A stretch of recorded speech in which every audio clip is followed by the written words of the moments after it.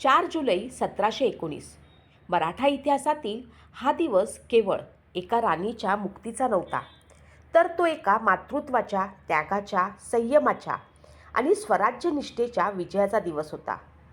तब्बल 29 वर्ष मोघलांच्या कैदेत राहिल्यानंतर राजमाता येसूबाई राणीसाहेब सातारा येथे आपल्या मातृभूमीत परतल्या. छत्रपती शाहू महाराजांनी राजधानीच्या वेशीवर स्वतः उभं राहून आपल्या मातोश्रींचं स्वागत केलं. हा प्रसंग पाहण्यासाठी हजारो प्रजाजन जमले होते. त्या दिवशी केवळ एका आईची आणि मुलाची भेट झाली नव्हती, तर शिवरायांच्या घराण्याचा एक हरवलेला अध्याय पुन्हा स्वराज्यात परतला होता. नमस्कार मित्रांनो, आज आपण जाणून घेणार आहोत राजमाता येसूबाई राणीसाहेबांच्या संघर्षमय जीवनाची सत्य, अभ्यासपूर्ण आणि हृदयस्पर्शी कथा.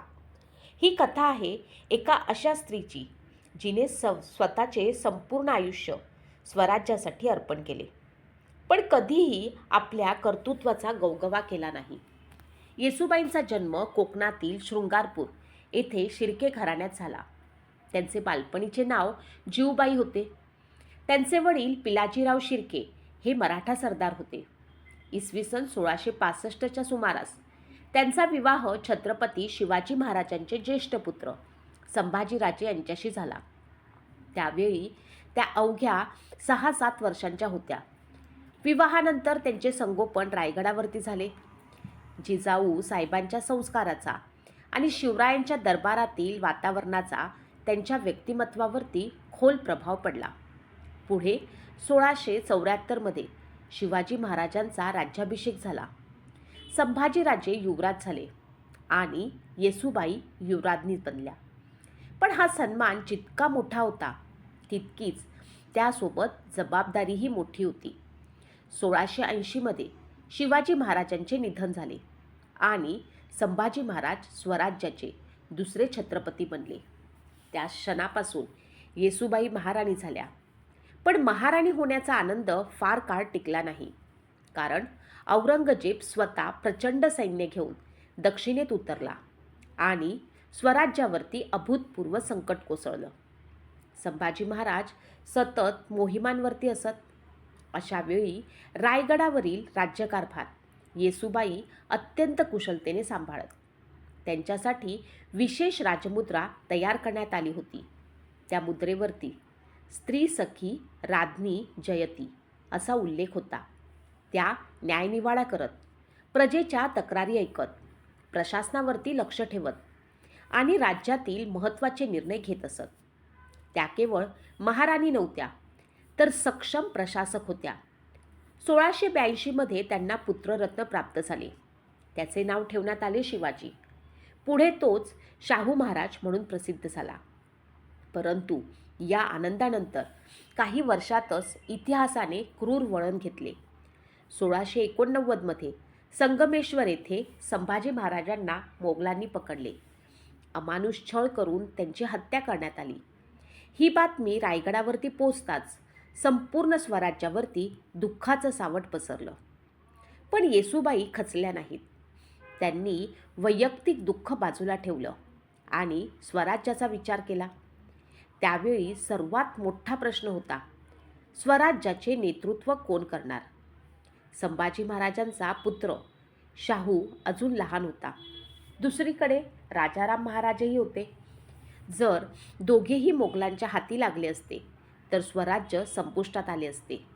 येसूबाईंनी अत्यंत दूरदृष्टीने निर्णय घेतला. त्यांनी राजाराम महाराजांना रायगडातून सुरक्षित बाहेर पडण्यास सांगितले. जिंजीला जाऊन स्वराज्याचा लढा सुरू ठेवण्याचा सल्ला दिला. स्वतः मात्र आपल्या लहान मुलासह रायगडावरती राहिल्या. हा निर्णय त्यांच्या वैयक्तिक आयुष्याच्या दृष्टीने अत्यंत कठीण होता, पण स्वराज्याच्या अस्तित्वासाठी तो आवश्यक होता. अखेर नोव्हेंबर 1689मध्ये रायगड मोगलांच्या ताब्यात गेला. येसूबाई, लहान शाहू आणि राजघराण्यातील अनेक सदस्य कैद झाले. या क्षणापासून सुरू झाला त्यांच्या आयुष्यातील सर्वात कठीण प्रवास. पुढील 29 वर्ष त्या मोगलांच्या कैदेत राहिल्या. कैद म्हणजे केवळ तुरुंगवास नव्हता, ती होती मानसिक, राजकीय आणि धार्मिक दबावाची परीक्षा. औरंगजेबाला शाहूचे धर्मांतर करून त्याचा उपयोग मराठ्यांविरुद्ध करायचा होता. पण येसूबाईंनी आपल्या मुलामध्ये स्वराज्यनिष्ठा, धर्मनिष्ठा आणि आत्मसन्मान कायम ठेवला. अनेक प्रलोभने, धमक्या आणि दबाव असूनही त्यांनी आपल्या मुलाला धर्मांतर होऊ दिले नाही. त्यांनी कैदेत राहूनही आपल्या संस्कृतीचे, श्रद्धेचे आणि स्वाभिमानाचे रक्षण केले. 1707 औरंगजेबाचा मृत्यू झाला. त्यानंतर मोगल साम्राज्यात सत्ता संघर्ष सुरू झाला. या राजकीय परिस्थितीचा फायदा घेण्यासाठी शाहू महाराजांची सुटका करण्यात आली. मोगलांचा उद्देश मराठ्यांमध्ये फूट पाडण्याचा होता. पण शाहूंनी स्वराज्यात परत येऊन छत्रपती पद स्वीकारले आणि सातारा राजधानी बनवली. मात्र त्यांच्या मनात एकच वेदना होती. त्यांच्या मातोश्री अजूनही मोगलांच्या कैदेत होत्या. येसूबाईंच्या सुटकेसाठी त्यांनी अनेक प्रयत्न झाले. अखेर बाळाजी विश्वनाथ पेशवे, सेनापती खंडेराव दाभाडे आणि मराठा सरदारांनी सय्यद बंधूंशी राजकीय समझोता केला. 1719 मराठा सैन्य दिल्लीपर्यंत पोचले. बादशहा फरुख खसियरला पदच्युत करण्यात आले आणि रफी उद दर्जात याला गादीवरती बसवण्यात आले. या बदल्यात मराठ्यांच्या अनेक मागण्या मान्य करण्यात आल्या. त्यामध्ये सर्वात महत्त्वाची मागणी होती राजमाता येसूबाईंची मुक्तता. अखेर ती मान्य झाली आणि जवळपास 29 वर्षांनंतर येसूबाई कैदेतून मुक्त झाल्या. दिल्लीहून दक्षिणेकडे त्यांचा प्रवास सुरू झाला आणि 4 जुलै 1719 रोजी त्या सातारा येथे पोचल्या. राजधानीच्या वेशीवरती छत्रपती शाहू महाराज स्वतः आईच्या स्वागतासाठी उभे होते. जवळपास 3 दशके ज्यांनी आपल्या मुलाला दुरूनच पाहिले होते, त्या आईनं आपल्या छत्रपती पुत्राला मिठी मारली. हा प्रसंग पाहून उपस्थित सरदार, सैनिक आणि प्रजाजनांच्या डोळ्यात अश्रू उभे राहिले. स्वराज्याच्या इतिहासातील हा अत्यंत भावनिक आणि प्रेरणादायी क्षण मानला जातो. येसूबाईंचे पुढील आयुष्य शांततेत गेले. त्यांनी कोणत्याही सत्तेची किंवा पदाची अपेक्षा ठेवली नाही.